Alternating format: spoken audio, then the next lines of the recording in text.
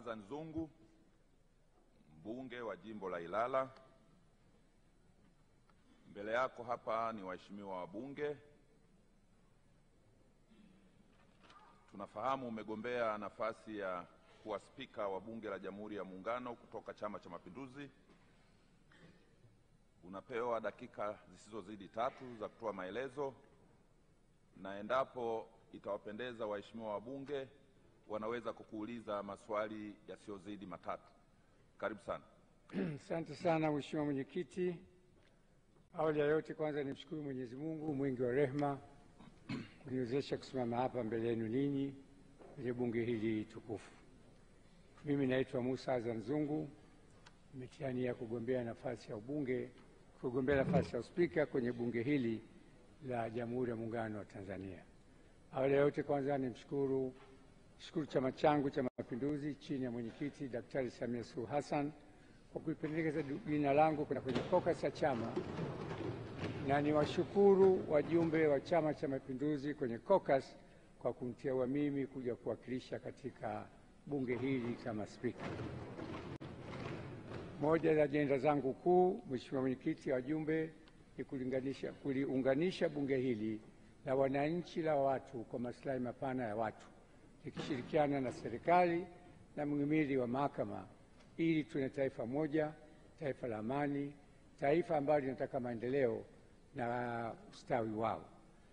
Serikali chini ya Mheshimiwa Rais Samia kwa unyenyekevu mkubwa wametoa dira ya taifa ya 2025-2050.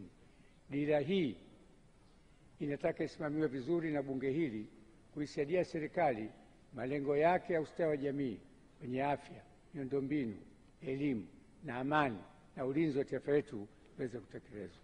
Kwa heshima na taadhima, mkinipa kura zenu, nitashirikiana na nyinyi kuhakikisha dira hii ya taifa ile mafanikio makubwa sana, ili wananchi wetu waweze kupata hamu, uhuru na starehe ya taifa lao. Kwa heshima na taadhima, naomba kura zenu.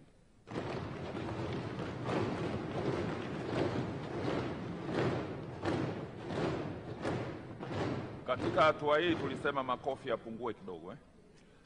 Haya, ndugu zangu, Mheshimiwa Musa Azan Zungu amemaliza kujieleza. Kama kuna maswali, Mheshimiwa mbunge, Mheshimiwa Ado.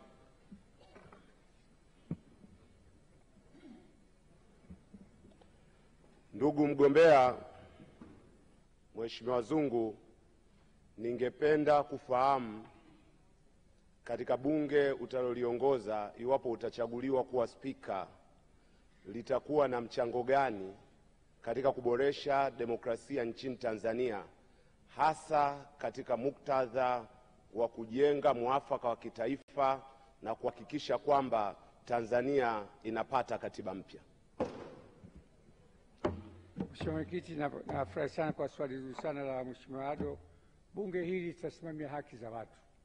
Bunge hili kama serikali ilivyotangaza, mchakato wa katiba mpya uko njiani, na bunge hili ndio litasimamia katiba hilo, na wale ambao tuko ndani ndio tutakiamua mustakabali mkubwa wa taifa letu kwa amani, utulivu na maendeleo ya taifa letu. Haya, swali la pili. Swali la 3. Jaza ujazwe. Aliko hapa. Liko hapa swali la. Karibu. Nashukuru sana. Mheshimiwa mgombea, siku za nyuma uliwahi kuanzisha sera hapo bungeni ya jaza ujazwe.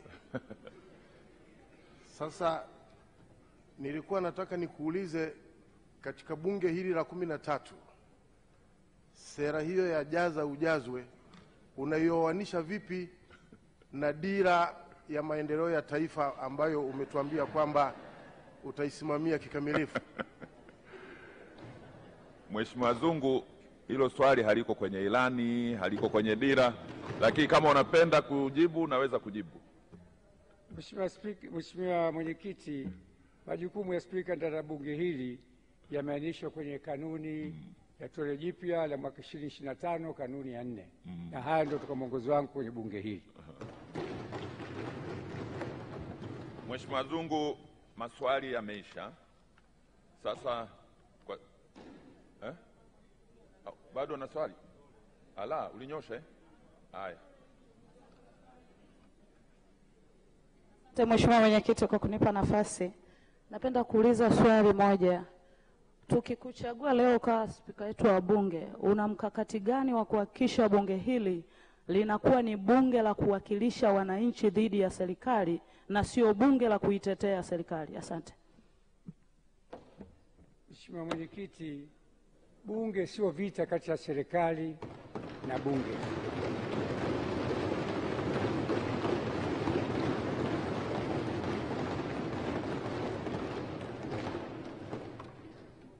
Pamoja kwa spika anatakiwa neutral, lakini wabunge ni waasi, niwasaidie. Kazi yetu sisi kuleta kero, shida za wananchi wetu kwenye taifa letu.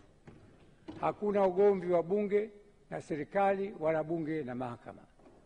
Lengo letu kubwa ni kufanya kazi kwa maslahi ya wananchi, si maslahi yetu sisi. Tuwatizame wananchi wetu kwanza, na wananchi wetu tutatizama kwa dira hii mpya ambayo ilitolewa na serikali ya Daktari Samia Suluhu Hassan iliyokuwa jijumuishi kuitunga dira hii na itafikia wananchi wetu. Asante sana. Sasa kwa sababu wewe ni mbunge wa Ilala, unaruhusiwa kukaa ndani kwa sababu utapiga kura. Asante sana.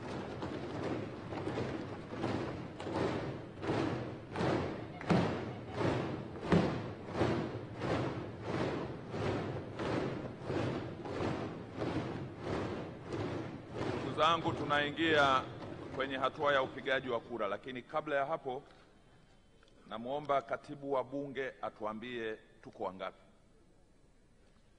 Naomba ufanye hesabu kidogo, na wale waliopo nje, kama mlinzi wetu huku kigonga kengele, kuna watu wako nje kidogo.